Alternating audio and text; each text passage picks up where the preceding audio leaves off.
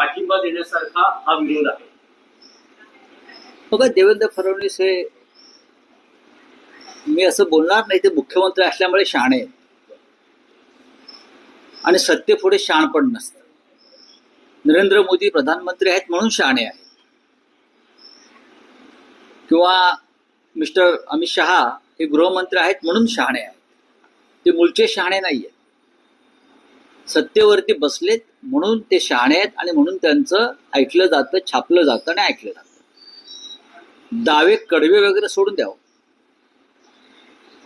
का असतं डावी विचारसरणी असू शकत नाही का? आम्ही या डाव्यांविरुद्ध लढलेलो आहोत.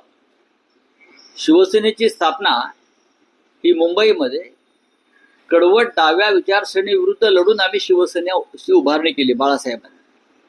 तुम्ही डावे कडवट, अमुक कडवट, आता या देशामध्ये, जगभरामध्ये डावी विचारसरणी आहेच.